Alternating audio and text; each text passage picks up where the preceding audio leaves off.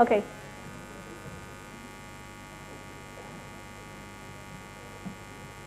So welcome everyone for this session on RDF knowledge bases. My name is Maya Ramanath. I'm a professor at IIT Delhi. I must say this is the first class that I've kind of taught which has 100 to 150 students. That's what I was informed.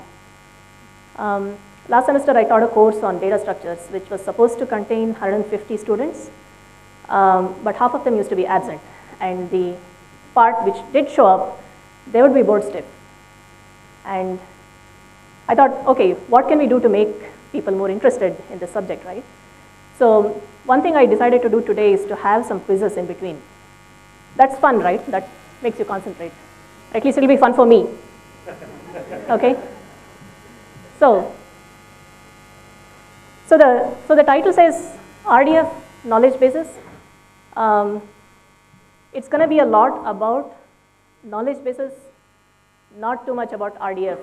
So RDF is just an instrument that I'm going to use in order to build these knowledge bases, query them, search them, explore, things like that. So when I was trying to prepare for this talk, right, I thought it should be a survey kind of talk where I tell you all the different kinds of things that are happening in this field right now. But the thing is, there is so much of stuff happening and from such diverse communities that it's impossible to do any kind of survey, at least not in a 3-hour session. So what I decided to do instead is to kind of give you an introductory feel for what this field is about. So it's going to be a very intuitive kind of introduction to RDF knowledge bases. Quite a lot of it is based on my own work. I have been working in this field for maybe 5-6 years now, but it's also an introduction to you to what kind of different things are there, what kind of different techniques are there, what are people looking at.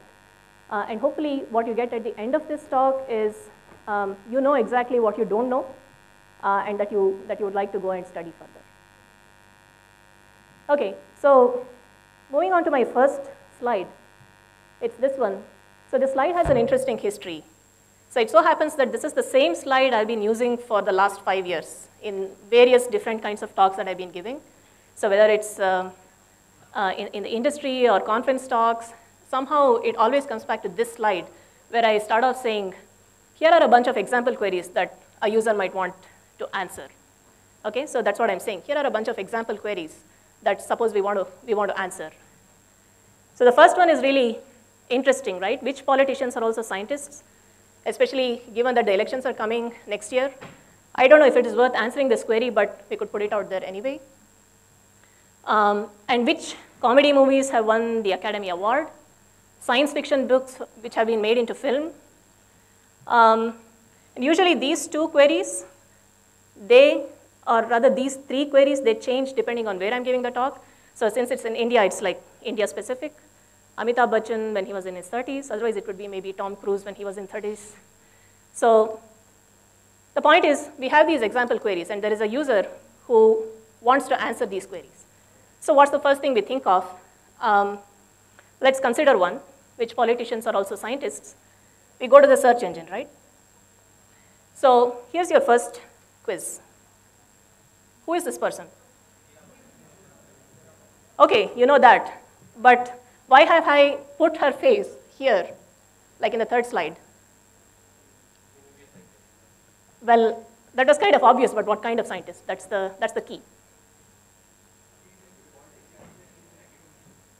She's not an academician, but she has a doctorate in physical chemistry, I believe. Okay, so yeah, Angela Merkel, a politician, Chancellor of Germany, is also a scientist. So ideally, we want people like her to be listed as a result of our query. Right? Okay, we try it. I hope those at the back can kind of see what's on the screen. So the query I have here is, well, which politicians are also scientists? And you see a bunch of results. So I don't think anyone gives you, any of these pages give you exactly what we are looking for. Okay, so it seems to be a match for politicians, the term politicians and the term scientists. So there are a bunch of documents here which match both terms, and they come out in the result. But what we actually wanted is not not really answered in this web page. So what's the problem? Well, for one, we know that the data is out there on the web, right? We know that we can find politicians or also scientists, but it's just data right now. It's not really, if we wanted to answer those kind of queries, we would want to extract information, organize it in a way. If we organize it in that way, we can answer these queries. So the data is out there, all scattered all over the place. Maybe we should do some organization of this data, turn it into knowledge. And the second point is that keywords cannot express the kinds of intentions that we talked about, right? So what we actually had is which politicians are also scientists. We were talking about classes of people. We were not talking about keyword politician, keyword scientist, but we were saying the class of people who belong to politician and also belong to the class scientist, right? So we wanted to express a concept and instances of these concepts and the relationship between them, that he's a politician as well as a scientist, okay? So let's get back to our example queries, try another one. So it's not always the case that this web search fails, right? So I tried this one, which comedy movies have won the Academy Award? So it says here, comedy movies Academy Award, that's the query. And in fact, the first hit gives me something that I want. Of course, on closer inspection, you actually browse to this web page, you see that these are comedy movies which have won the Academy Award from 1930 to 1960. So it's not exactly what we wanted. And also, I kind of think that this result was by accident. It just so happened that someone had gone out there, collected this data, and organized it in a web page. And it so happened that our keywords happened to match, and that's why we got this result. Okay? So that's basically the motivation for what this knowledge base is all about, why we want knowledge bases. So here's the outline of my talk. So a bunch of different things that I talk about, but there is one thing that is running through them, and that is knowledge bases. So first we're going to talk about what's the connection between a knowledge base and RDF, where does that come in, and then move on to the next step.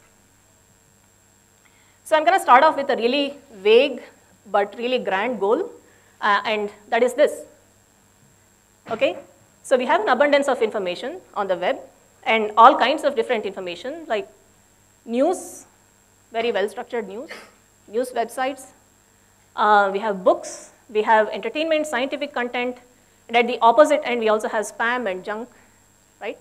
So we have all this wild mix of data, and it's not just textual data, there's also multimedia data like photos, videos, music, these kind of things.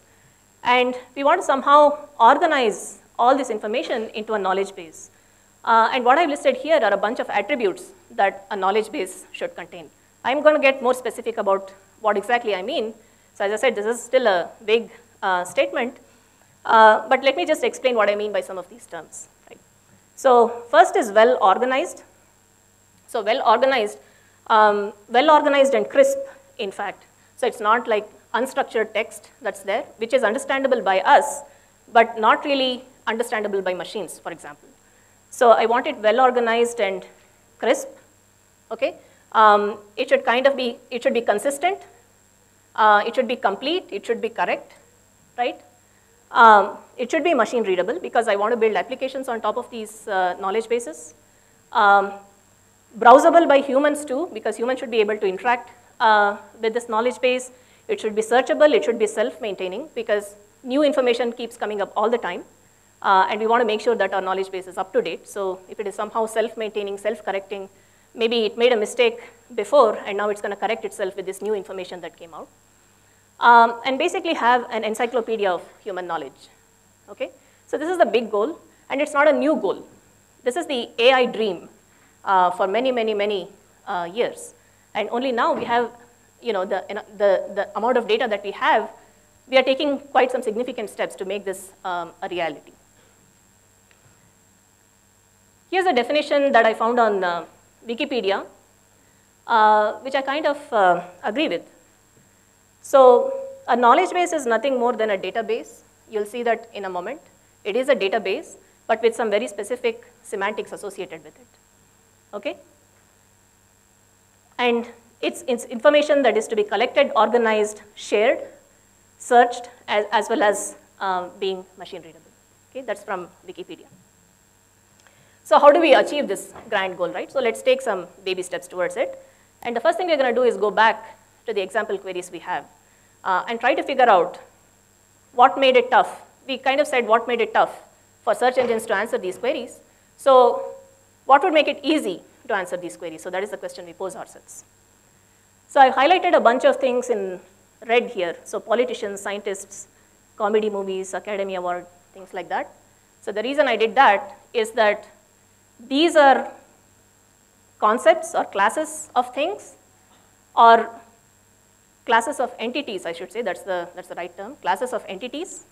Like politicians is a politician is a class of entity, or entities themselves, right? Amitabh Bachchan, L.K. Advani, they're all entities. In this case, the entities correspond to people, and classes of entities. And if you look at all of these questions, they're asking about relationships between entities or classes of entities. Okay, so just take a minute to look at it, and you'll see that it's indeed relationships between entities or classes of entities. Okay? So if we had organized our data in such a way that it was all about entities and classes of entities and relationships, we could do this. We could answer these queries. And indeed, we do have mechanisms to do this.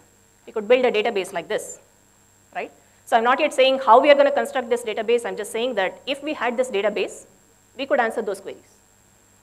So for the query about comedy movies, which have won Academy Awards, so suppose I had like 2 tables like this, one called movie awards and one called movie genres. So movie awards lists the movie and the award. So you have like Hurt Locker, Shakespeare in Love. Yeah, Shakespeare in Love is the one, is the comedy which actually won the Academy Award. So we have entities, classes of entities, relationships, and we could answer that query, right? So we can do a database like this. So, but what's the problem? The problem is that there are millions of such tables that we could construct for all kinds of different relationships. There could be millions and millions of relationships. And clearly we don't want to do that. Even if we ignore the normalization aspects, so database systems, those of you who have studied, there is a very specific way in which you model the data, right?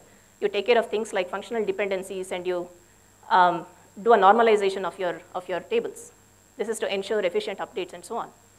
So even if we ignore all that and kind of have a universal table for movies, there could be like 20, 30 attributes. There is a huge movie table, and I just dump all the information in that. There could still be millions of tables, because it's not just movies we are interested in, right? We are interested beside in all knowledge. And then there is this question of how to share this information. So usually the way the database community came up, it's like there is a personal database for you or the company, and there is no real concept of sharing data across companies at all. So usually they have a database dump file that you can do, which you can then reload into another database, or you can have CSV files, but there is no standardized way in which you can share data. So here is where RDF, okay?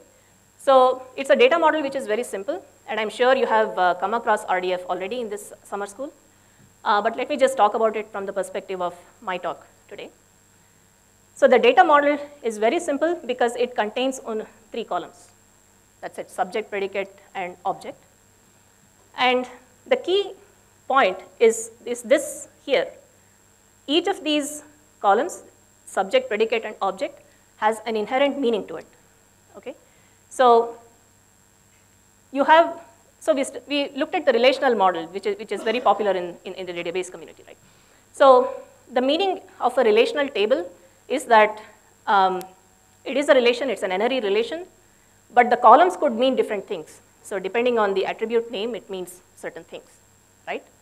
And then there is XML, which provides a uniform data format because it's all about tags, nesting of tags, and so on. But there is no inherent meaning to these tags at all. It could be nested to any depth, and you really have to look at the DTD or the XML schema to understand what each of these tags mean. So those problems are not there in RDF. There is already an inherent meaning associated with something that occurs in column subject and the column predicate and the column object. So it says that you're saying something about what occurs in subject. So that something is the object, and they're related by this predicate. So it's a relationship between the subject and object. So that's the inherent meaning of it. Okay? And of course, there is a it provides a uniform format. For sharing, this is really interesting.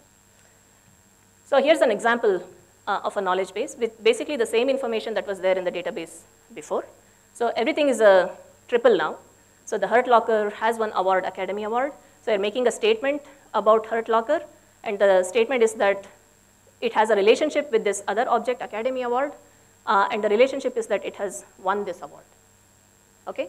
So any triple here follows the same interpretation. Okay, so this is cool. There are 3 columns. So it's excellent for doing binary relationships, right? So now you may ask, what about n-ary relationships? So because obviously not everything is a binary relationship. You might have things like Shakespeare in Love won the Academy Award in 1995. So I'm just making this up. I don't really know when it won the award, but so that's like a ternary relation, right? It's not a binary relation.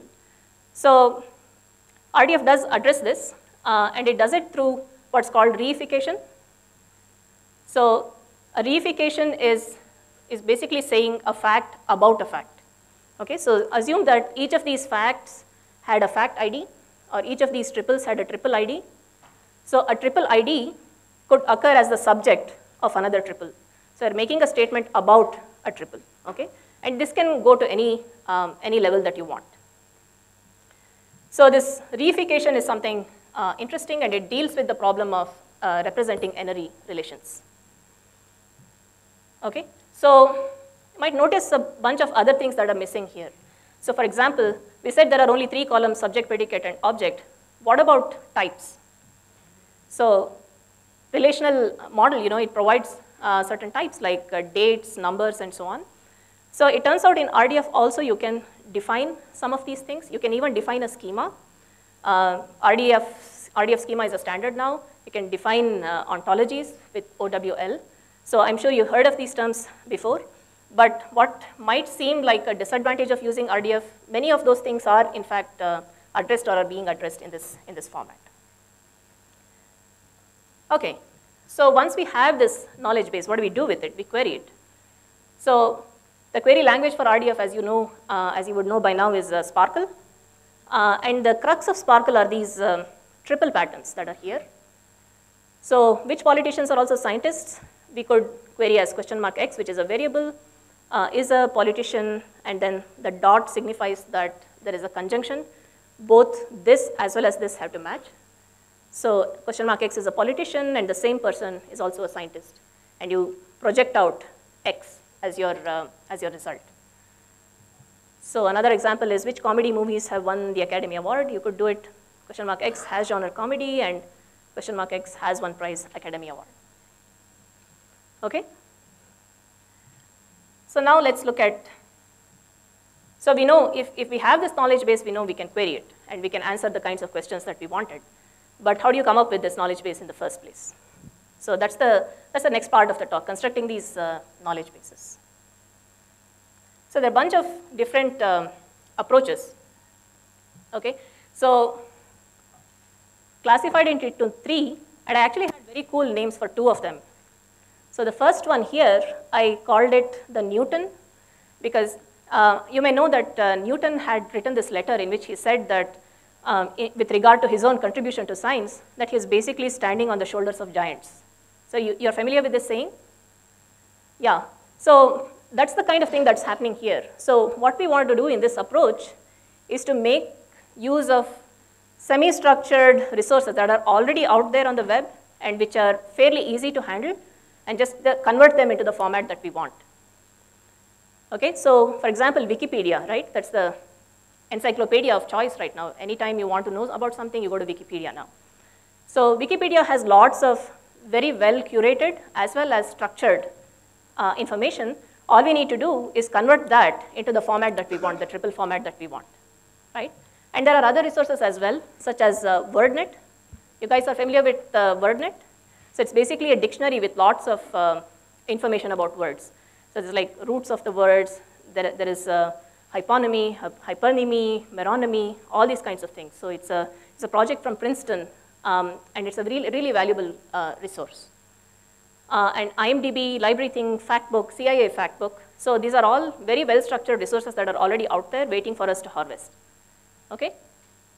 So, and the next one is information extraction techniques. So this is for resources which are not quite well-structured. So here we are dealing with plain text. So unstructured textual information, what can we do to extract information in the format that we want? Okay? So this is the technique for which I didn't have a cool name. So I ditched the whole concept. Human computing, I called it the sweatshop, because it's all about human beings coming together and trying to build these knowledge bases, either knowingly or unknowingly. I'll give you a couple of examples of these. They're really fun. Okay, quiz time. Who's this guy? Yeah, I knew you would get that. So that's not the question, actually. What's his real name? That's the question. No one? Or do you think Nusrat is his real name? Okay, so the first part is correct. It is Nusrat Fateh Ali Khan. So what I do, if I want to know about someone, is I go to Wikipedia. And here I have his birth name as Parvez Fateh Ali Khan. Okay? So let's look at how, so Wikipedia is one of the really big resources, rich resources, lots of knowledge. And what we would like to do is to extract information from Wikipedia and put it in our knowledge base format, so the triple format. So there are a bunch of things that I want to point out here. So first of all, the title, right, Nusrat Fateh Ali Khan, that's an entity. So if you're looking to extract a lot of different kinds of entities and relationships, and you think Wikipedia is a source, all you need to do is look at the titles of Wikipedia pages, and there you have a whole bunch of entities right there. Of course, there are a few which are not really entities. They could be pages like list of categories, for example. List of categories is not an entity, obviously, right? So those things you would have to exclude, but the bulk of the information, just looking at the title, you have access to a whole bunch of entities. Okay? So the second thing is this info box. You would have noticed the info box, right? It's at the right side. Most of the pages contain them, and there's really very well-structured information here. So you have birth name, which is birth name and what he's also known as. So did you know that he is known as NFAK? Just his initials, right? So there could be some user sometime who just types in NFAK, then you don't know who he is. Well, this will tell you who he is, as long as this information is in your knowledge base. There is his birth and death date, and the genres in which he used to sing in, and his occupation is specifically mentioned as being a musician, right? So this is very well-structured information. All we need to do is put it in the format that we want. And finally, at the bottom of the page, you see a bunch of categories, right? So categories to which this page belongs to. So you see things like Punjabi artists and Nigar Award winners here, and you immediately get a bunch of different facts by making use of it. So the categories here, especially Punjabi artists, Nigar Award winners, it's is a relationship right there. Okay? So there are also things like Punjabi people, people from Faisalabad. Some of them fit into this, some of them don't. So you don't want to say that NFAK is 1948 birth, because that doesn't make any sense. So those kinds of things you need to clean up, but there are quite a lot of other categories which easily give you these kinds of facts. Of course, the structured facts from the info box is easily extracted. Okay, so that's one really rich source of information. And in fact, this has been done in a knowledge base. It's called Yago. And Yago came out, I think, in 2006 or 2007. And it's freely downloadable. Okay? And this is one of the first works, probably the first work to actually harvest Wikipedia information and convert it into a knowledge base. Okay? So then we know that the occupation here is musician, right? So we have this. What we can do now is convert this musician, rather sort of build up the hierarchy of what a musician is actually is. So a musician is a performer, and a performer is an entertainer, and an entertainer is a person. Okay, so this is a hierarchy that you can get directly from WordNet. Okay, so WordNet again, it's online that you can go and query for words that you're interested in. So querying for musician gives me this hierarchy of terms. So a musician is a performer is an entertainer is a person. So those are more facts that you can add into your knowledge base. And just going back a minute, there are other things here like Nigger award winner. You do a little bit of parsing on this and you say that this Nigger award winner is also an award winner, you know. So take out what kind of award and you get award winner. And you have Punjabi artist, so it's both Punjabi as well as artist. And again, you can query WordNet for artist, for example, and get a whole hierarchy out there. Okay. Yeah, so basically musician, performer, entertainer, and person. So the system that I mentioned is called Yago, and you can browse it online. So this is Nusrat Fateh Ali Khan, and all sorts of different facts connected to him, which have been extracted from Wikipedia, and you can browse further. So, for example, here, Nusrat Fateh Ali Khan was an educator because he was a teacher. He wrote music for Kache Dage. He created the song Mast Mast. Some of you would have heard of it, I'm sure, right? So Yago is available for download, as I said, and you can also browse it online. Okay, so this was the part about where we can harvest fairly structured information on the web. All we need to do is do some smart engineering, notice certain things, convert them into the format that we want, and we have a whole bunch of facts. So Yago, in fact, has something like 19 million facts, and it knows like 3 million entities. But it's not the largest knowledge base, but it is the most accurate, I think, right now. Okay, so for the next part, we're going to talk about information extraction from text. So we are leaving the semi-structured part away and looking at how we can extract information from text. Okay, so for that, we need to know a little bit about natural language processing. Not too deep, just a little bit. So I thought I'll just mention some of the things that we need to know. So the first is pause tagging, which is part of speech tagging. So trying to know whether something is a noun, something is a verb, adjective, things like that. It tags the parts of speech in a sentence. Named entity recognition. So this is also abbreviated to NER. Parsers usually do this now. They recognize entities, especially certain entities like persons and organizations, they easily recognize when it's in text. Okay?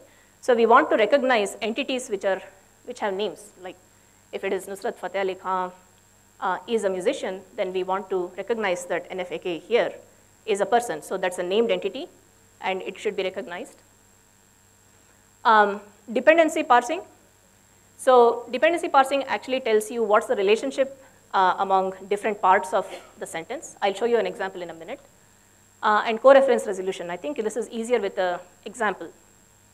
So again, we go back to NFAK. So it says here, Khan married his first cousin Nahid. He had one daughter, Nida. Okay? So clearly there are two facts or two triples that we can extract from here, right? So one is the fact that he married Nahid. That's one fact. And the other is that he had a daughter, Nida. That's the second fact. It's in textual format, and we want to extract this out into these triple formats that we have. So what we basically need is to say that in the sentence, Khan and Nahid are related. So this is the subject of the sentence, and this is the object of the sentence. So there is a dependency there. And then we want to say in this sentence, there is this relationship, so subject of the sentence and object of the sentence. So these are really simple sentences that I'm talking about here. And we want to recognize that this is a named entity, named entity, named entity. That's the other thing. And we want to recognize this